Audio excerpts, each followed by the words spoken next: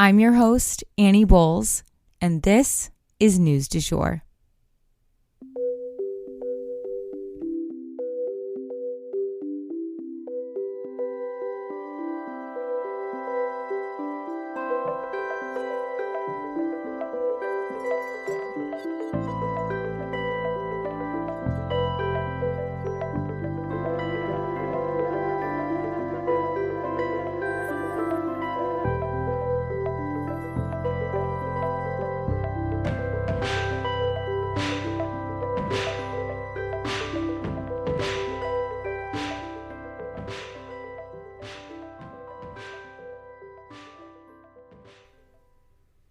Hey everyone, happy Monday. So this week is very exciting. I will be flying out to California to see my best friend get married. It's so exciting, but because of that, I will be broadcasting from California instead of Oklahoma towards the end of the week. So if the audio quality isn't up to its usual, that would be why, but I'll definitely let you guys know when I'm there and everything. So just wanted to give you that little heads up. I will be traveling, but News du Jour will go on as per usual. I have some pretty crazy stories for you guys today, so let's go ahead and jump in. First up for today, as the tides go out, secrets of the past are being revealed.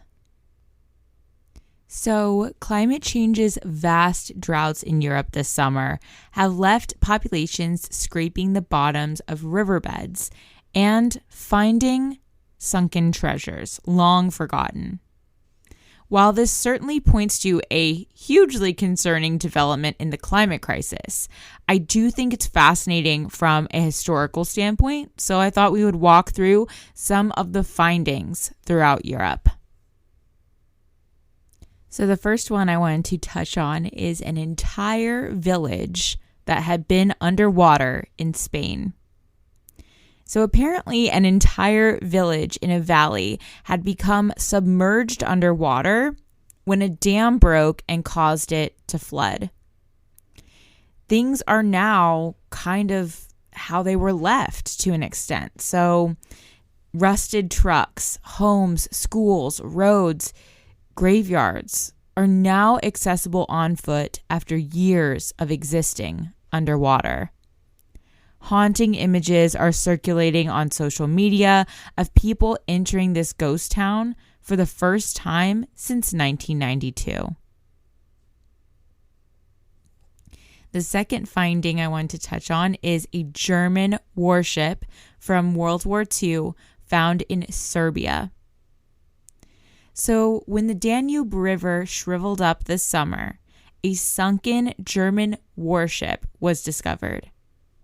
It had actually been intentionally destroyed by the Germans to keep it from falling into the hands of the Soviets.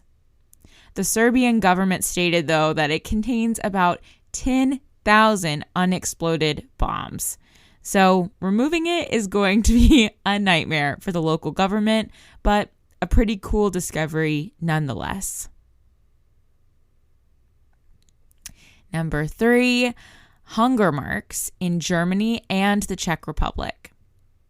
So over in Germany, as well as the Czech Republic and maybe other places in Europe, when the rivers dried up, they found these carvings on the stone of the riverbed with stark, sad warnings from years past.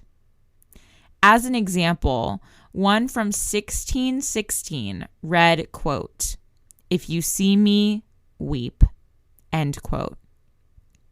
What the markings mean is that should the river get that low, the land will be too dry that season to really reap enough harvest, and thus people there will go hungry.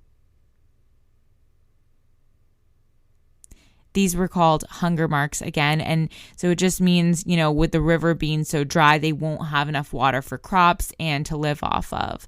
So super sad and tough, but at the same time, a very interesting find historically. Additionally, an ancient Roman bridge was found in Italy. This is number 4. And another ancient bridge was found in Leeds, England.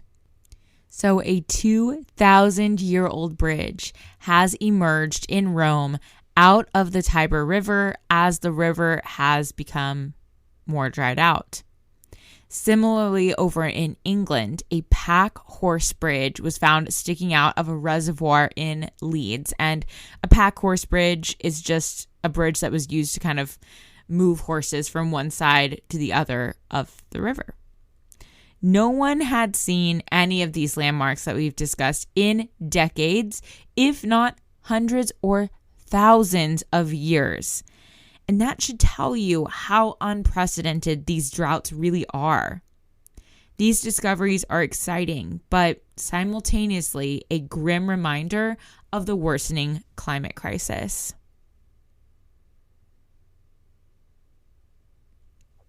Next up, I wanted to touch on the measles outbreak in Zimbabwe. This is a super important story to be talking about because it's not being very widely reported on, and it's serious.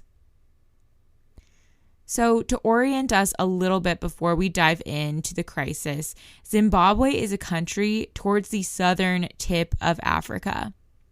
It sits north of the country of South Africa and kind of parallel to the island of Madagascar. But Mozambique actually sits in between Madagascar and Zimbabwe, if that makes sense. Shona is the dominant language there, although English and a couple other African languages are also widely spoken. 86% of the country is Christian. Mining and agriculture are the largest industries. But the vast majority of the country lives below the poverty line. And now, a virus that has been eradicated in the US since the year 2000 is making a big appearance in Zimbabwe. More than 700 children have now died of the measles there due to the decrease in immunizations. So, why did immunizations decrease? Well, there's actually a number of factors at play here, so let's walk through them. First up is the pandemic. So parents in Zimbabwe had legitimate fears about going to health centers during the pandemic due to COVID-19. So they avoided those spaces, and as a result, some children lapsed on their immunizations. So that's one factor. Secondly, political and economic unrest. In Zimbabwe, the poverty levels and general unrest make it hard for a public health system to thrive. So some places may not have had all the resources they need to get everyone vaccinated. But lastly, and this is more of a new development that I think is really fueling this situation, an evangelical church has moved into the area and is spreading vaccine hesitancy like crazy. They encourage churchgoers to rely on prayer rather than modern medicine. And now, the Johane Morange Apostolic Church, heartbreakingly, is at the center of this measles outbreak. It's a mega church of sorts with hundreds of thousands of attendees.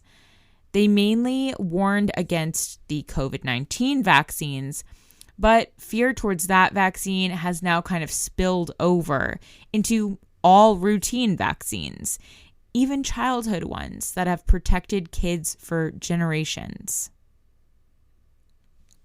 The UN is warning that this is the largest backslide in immunizations they have seen, and the government is focusing its efforts on educating the clergy members about the importance of childhood vaccinations. Because now, children are dying by the hundreds, and those who publicly oppose the vaccines are really at the epicenter of this outbreak. The first few cases were not reported, and they buried the children quickly, hoping that would contain the outbreak. But of course, it didn't. and now the measles is spreading like wildfire among the unvaccinated. The government has started a catch-up campaign trying to get those children who have lapsed in their immunizations up to date. But it may not be enough if their parents refuse to give them their shots. Similarly, there was a typhoid outbreak last year in the same area. Luckily, the government was able to get about 3 million children there vaccinated against typhoid in a 10-day-long campaign against the illness. So let's hope they can see success and do something similar here with the measles as well before things get any worse. Our hearts go out to all those who have lost children. And lastly for today, I wanted to touch on Zelensky's promises to Russian soldiers. So President Zelensky of Ukraine made a public announcement a few days ago in Russian to the Russians invading his country. And he made them 3 promises. Here they are. Quote, number 1. You will be treated in a civilized manner, in accordance with all conventions. Number 2, no one will know the circumstances of your surrender. No one in Russia will know that your surrender was voluntary. Number 3, if you are afraid to return to Russia and do not want an exchange, we will find a way to ensure this as well. End quote.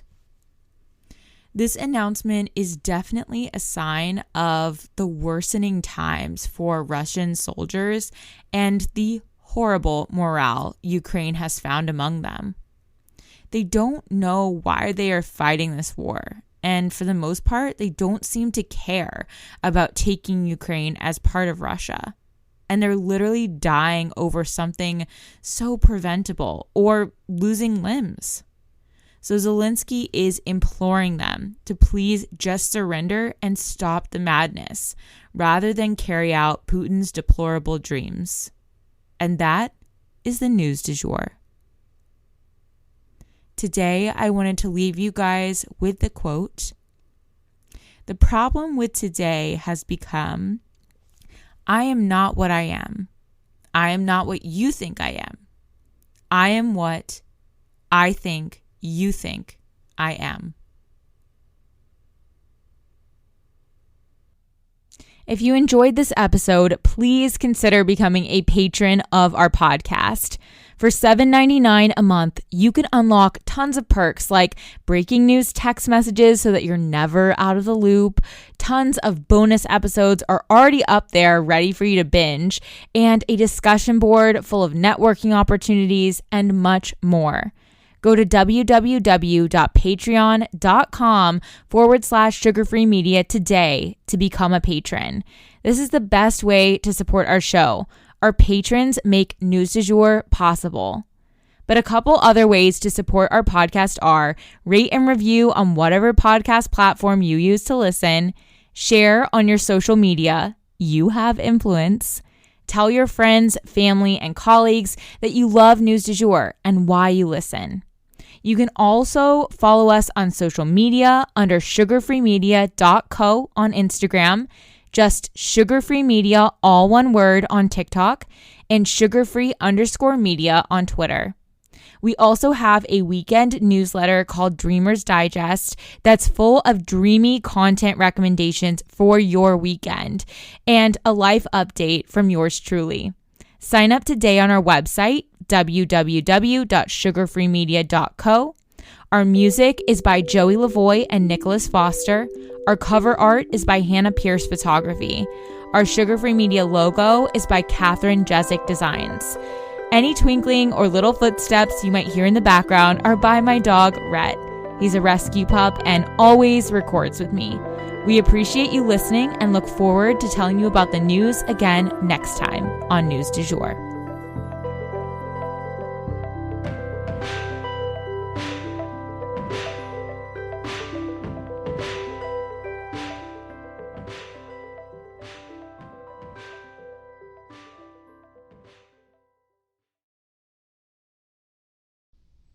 broadcasting from